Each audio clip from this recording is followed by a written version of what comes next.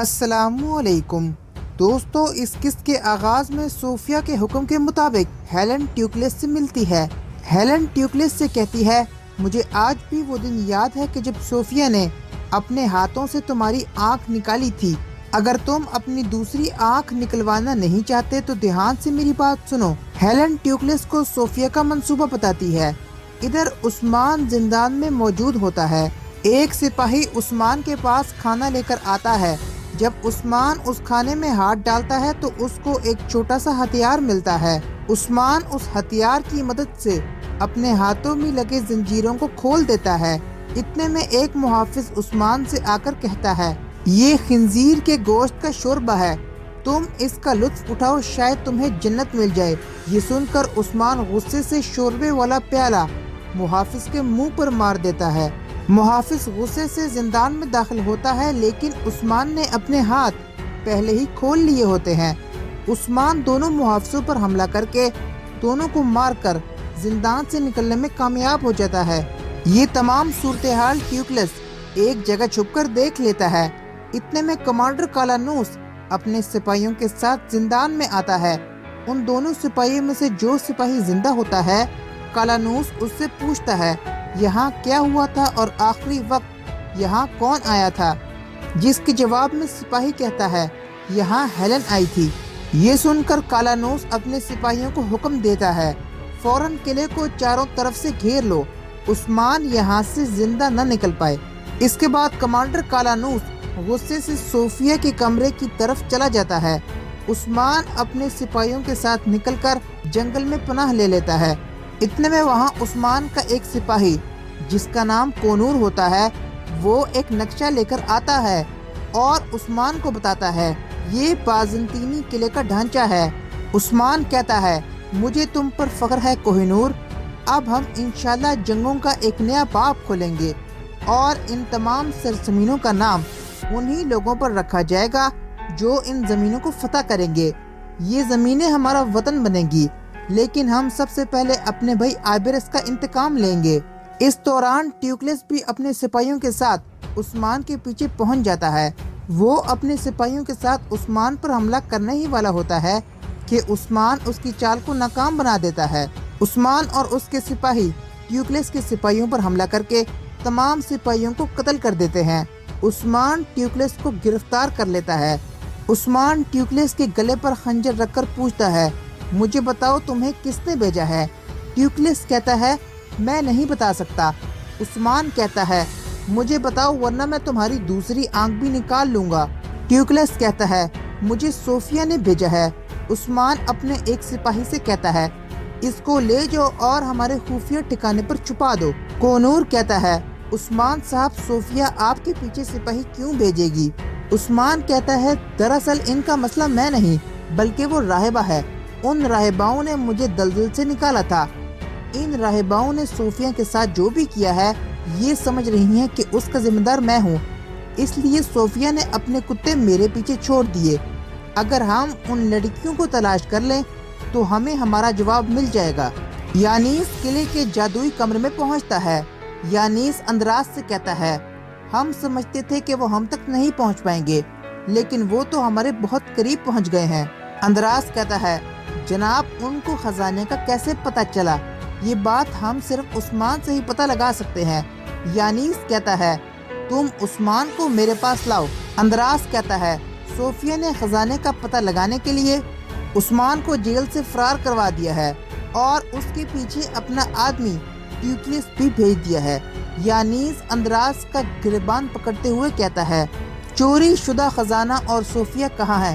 اندراس کہتا ہے، صوفیہ کو جیسے ہی پتہ چلا کہ آپ آئے ہیں، وہ آپ سے ملنے کے لیے نکل پڑی ہے، وہ بہت جلد یہاں ہوگی۔ اس دوران صوفیہ اور ہیلن اس جادوئی کمرے میں داخل ہوتے ہیں۔ صوفیہ یانیس سے کہتی ہے، آقا یانیس، میں مقدس امانتوں کی حفاظت نہ کر سکی اور اب میں اپنے انجام کی حقدار ہوں۔ یانیس کہتا ہے، میں یہاں ترکوں سے اپنی امانتیں واپس لینے آیا ہوں، نہ کہ تمہیں ختم کرنے۔ اس دوران کالانوس آ کر صوفیہ سے کہتا ہے، آخر یہاں کیا ہو رہا ہے اور تم لوگ یہاں کیا کر رہے ہو؟ کالانوس اپنی تلوار نکالتا ہے تو صوفیہ اس سے کہتی ہے، پہلے اپنی تلوار پیچھے کرو، میں تمہیں سب سچ بتاؤں گی۔ کالانوس اپنے سپاہیوں کو حکم دیتا ہے ان سب کو گرفتار کر لو، لیکن وہ سپاہی صوفیہ کے ہوتے ہیں اور وہ کالانوس کو چاروں طرف سے گھیر لیتے ہیں۔ وہ سپاہی کالانوس سے کہتے ہیں اپنی تلوار نیچے پھینک دو ورنہ ہم تمہیں قتل کر دیں گے۔ عثمان اس راہبہ کو ڈھونڈتے ہوئے اس جگہ پر چلا جاتا ہے جہاں اس چرچ والے آدمی نے عثمان کو پتہ بتایا تھا۔ اتنے میں 3 آدمی وہاں پہنچتے ہیں۔ عثمان ان سے پوچھتا ہے آپ کون لوگ ہیں؟ وہ بزرگ کہتے ہیں بیٹا ہم ظالموں کے دشمن اور مظلوموں کے دوست ہیں، تمہیں تمہاری تلاش تک لے جانا ہمارا فریضہ ہے۔ اس دوران بالا خاتون بھی وہاں پہنچتی ہے۔ عثمان بالا خاتون سے کہتا ہے اب تم ایک کائی کا بھیس بدل کر یہاں آئی ہو، آخر تم کون ہو اور تم یہاں کیا کر رہی ہو؟ یہ سن کر ان میں سے ایک بزرگ کہتا ہے عثمان صاحب آپ بہت بہادر ہیں، آپ اپنے تجسس کی خاطر یہاں تک آ گئے۔ عثمان کہتا ہے میں اپنا انتقام لینے آیا ہوں۔ بالا خاتون کہتی ہے اگر آپ اپنے سوالوں کے جواب چاہتے ہیں تو آپ کو میرے ساتھ چلنا ہوگا، لیکن شرط یہ ہے کہ آپ میرے ساتھ اکیلے جائیں گے۔ آپ کے سپاہی ان بزرگوں کے پاس یہاں پر ہی رکیں گے۔ اس کے بعد عثمان اور بالا خاتون وہاں سے چلے جاتے ہیں۔ بازار میں علی شار کا ملازم نظام الدین ایک دکاندار سے حساب کتاب کر رہا ہوتا ہے۔ اسی دوران عثمان اور بالا خاتون بازار پہنچتے ہیں۔ عثمان کو دیکھ کر نظام الدین کی ہوا نکل جاتی ہے۔ اس کے بعد بالا خاتون عثمان کو ایک خفیہ کمرے میں لے جاتی ہے۔ اس کمرے میں ایک بزرگ موجود ہوتے ہیں۔ عثمان ان بزرگ سے پوچھتا ہے میں یہاں کس سے ملنے آیا ہوں؟ وہ بزرگ کہتے ہیں ہم غریب حق کے مسافر ہیں، میرا نام شیخ ادب علی ہے۔ یہ سن کر عثمان حیران ہو کر کہتا ہے آپ میرے بابا کے ساتھی ہیں، اللہ کا شکر ہے کہ مجھے آپ کا چہرہ دیکھنا نصیب ہوا۔ عثمان شیخ ادب علی سے پوچھتا ہے آخر یہ لڑکی کون ہے؟ شیخ ادب علی جواب دیتے ہیں یہ لڑکی عورتوں کی سربراہ بالا خاتون ہے اور یہ میری بیٹی ہے۔ اس کے ساتھ جسے تم نے دیکھا تھا وہ اس کی سہیلی غنچہ خاتون ہے۔ جس پادری سے تم قلعے میں ملے تھے وہ ہمارا ساتھی دورسون ہے۔ عثمان کہتا ہے میں آئبرس کے قاتلوں کی تلاش میں ہوں، آپ یہاں کیا کر رہے ہیں؟ شیخ ادب علی کہتے ہیں ہم یہاں اپنے خیموں کو آگ سے بچانے آئے ہیں تاکہ ہم ایک روشن زمین قائم کر سکیں۔ عثمان کہتا ہے آپ کی قلعے والوں سے کیا دشمنی ہے؟ یہ خزانہ آپ نے کیوں چرایا؟ اس کے جواب میں شیخ ادب علی کہتے ہیں ہم نے یہ خزانہ چوری نہیں کیا، یہ خزانہ دائیوں کا ہے اور ہم یہ خزانہ انہی کو پہنچائیں گے۔ عثمان پوچھتا ہے آپ کے کیا مقاصد ہیں؟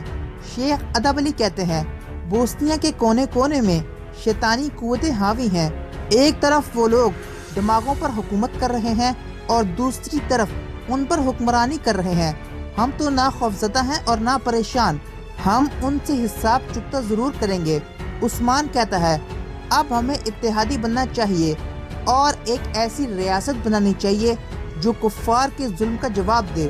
شیخ ادب علی کہتے ہیں انشاءاللہ ایک ایسی ریاست وجود میں آئے گی جو کفار کا جواب ضرور دے گی، اور اس ریاست کا نام سن کر ہی کفار پر لرزہ طاری ہو جائے گا۔ تو دوستو یہ تھی اس قسط کی کہانی۔ اگر آپ کو یہ ویڈیو پسند آئی ہے تو اس ویڈیو کو لائک کریں، شیئر کریں، چینل کو سبسکرائب کریں۔ ملتا ہوں آپ سے نیکسٹ ویڈیو میں، تب تک کے لیے اللہ حافظ۔